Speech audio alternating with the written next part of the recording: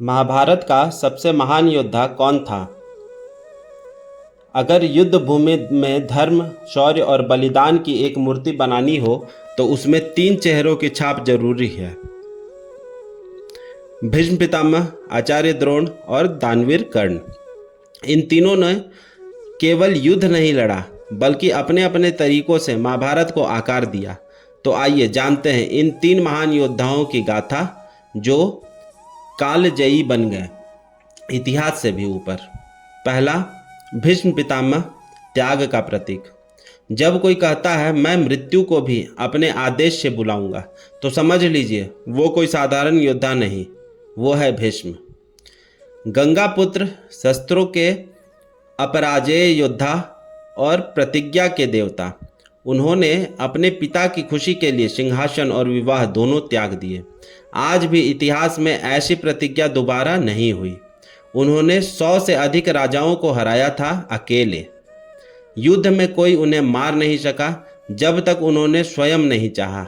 वो महाभारत का वो स्तंभ थे जो अंतिम श्वास तक धर्म और कर्तव्य के लिए खड़ा रहा। मैं तब तक नहीं मर सकता जब तक मैं स्वयं मृत्यु को आमंत्रित ना करूं। दूसरा, आचार्य द्रोण, विद्या और विवेक का महासागर। द्रोणाचार्य शस्त्र विद्या के परम ज्ञाता और अर्जुन जैसे शिष्य के गुरु। उन्होंने अर्जुन को बनाया महायोद्धा। लेकिन क्या आपको पता है, द्रोण भी कभी निर्धन और तिरस्कृत ब्राह्मण थे।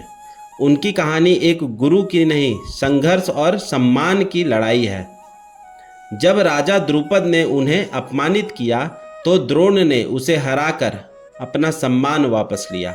उन्होंने कुरु सेना को एकजुट रखा और स्वयं रणभूमि में तब तक लड़े जब तक छल से उनका अंत ना हुआ।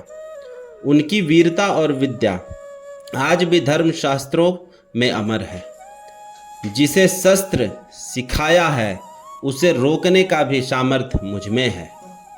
तीसरा, कर्ण, सूर्यपुत्र, दानवीर और सबसे त्रासदीपूर्ण योद्धा। कर्ण वो नाम है जो आज भी न्याय की पुकार है। जन्म से सूर्यपुत्र पर समाज से तिरस्कृत, वे क्षत्रिय था लेकिन पहचान से सूतरपुत्र कहलाया। उसने अर्जुन से बेहतर धनुर्विद्या सीखी पर गुरु द्रोण और परशुराम दोनों ने उसे नकारा।